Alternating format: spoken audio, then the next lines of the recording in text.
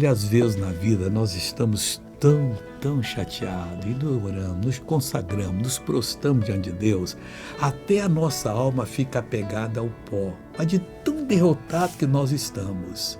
E não tem com nada que nos levanta, tem, mas a gente não presta atenção que a Bíblia Sagrada tem 30 e tantos mil versículos e cada um deles, muitos, tem muitas orientações que vão lhe ajudar. O salmista, do que escreveu o Salmo 119, no 25, diz assim: a minha alma está pegada ao pó, está agarrada lá, está grudada, caiu no mais baixo nível e não tinha como se levantar. Mas ele lembrou de uma coisa e fez uma oração: vivifica-me segundo a tua palavra. Vá para a Bíblia, meu irmão. Procura essa palavra e você vai se levantar e vai ser uma bênção em nome de Jesus de Nazaré. Deixa eu orar por você agora, mas antes, veja esse testemunho. Deus me curou. O que você tinha? Eu comecei a dor das pernas e terminar aqui no braço, né?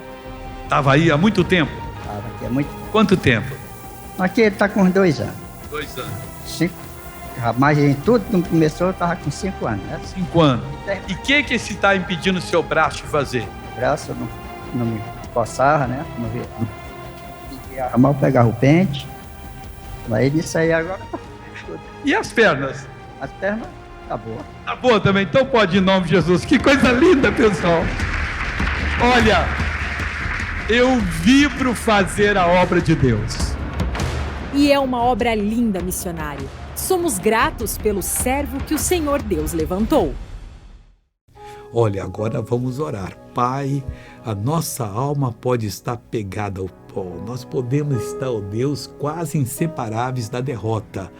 Mas, Pai querido, se o Senhor nos vivificar pela Tua palavra, nós vamos levantar e seremos uma bênção. E é isso que eu quero que aconteça com essa pessoa. Todo o mal da vida dela está amarrado e eu mando que saia, que vá embora, em nome de Jesus. E você levanta as mãos e diz: obrigado, Jesus, eu já tenho a bênção. Bom dia.